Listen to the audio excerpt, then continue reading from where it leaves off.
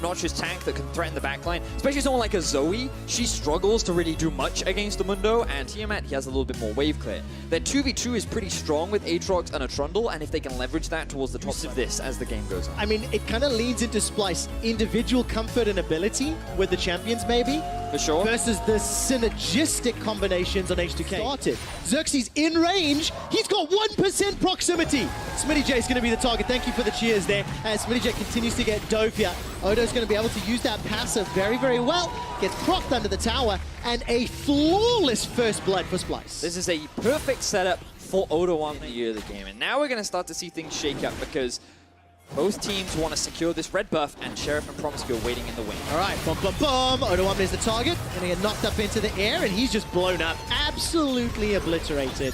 Odo goes down. That's the first kill. Dancing on the edge of safety. 1,800 hit points on the Cloud Drake.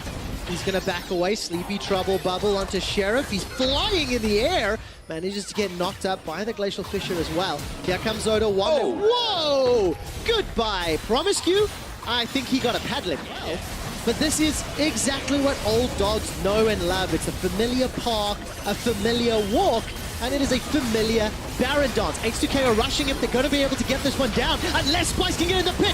Going to be stolen! How did Xerxes do it? In the ensuing fight, though, Odo is trying to wreck face. The Rage Blade is stacking, and the Titanic Hydra is tearing apart H2K. On the backside, Nisqy gets all the kills. Promiscue and Selfie are running for their lives. It's a triple, and here comes Nisqy. Cobby will close this one out in a moment or two. H2K will get aced. Cobby takes him down, and Splyce in absolute control. Baron dances and Baron secures and whatnot. It's in our blood. Kasing says not a jot. He flashes forward. Glacial Prism comes down. Oh, you're kidding! The inhibitor finally goes down. Thank you, Mr. Winion. A flash defensively from Odo Omne, but he's going to get taken out, I think, in the tight choke points. This is where we fight. This is where we hold them. Here we go. Let's see whether or not H2K can make it happen. A Baron was stolen already by Xerxes, down to 8,000 hit points. Oh my word! Promiscue's down before he can get his ultimate. Xerxes running along in the front line. Baron is no longer the focus. Odo Omne is unleashed. Here comes Cobby. H2K, take that back. Easy to kill. Splyce get another ace. Splyce just ripped through H2K once again. From ear to ear, 0-0-10. Baron steal, and with Gale Force wins behind Splyce, they knock H2K out of the air. See, turn this game around a little bit. We prepped a lot in terms of jungle proximity, in terms of Xerxes' impact in the early game, and within, what, 3.5 minutes, 4 minutes of gameplay, they tower dove top. Yep.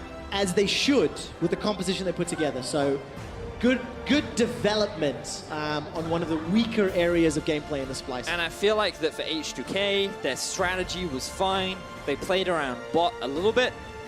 We didn't see Sheriff falling behind. He was actually ahead into the game. The Sedge, the Yasuo, Xayah Rakan, even the pick and ban, the draft, didn't lean into the strengths or the abilities that H2K had. Taking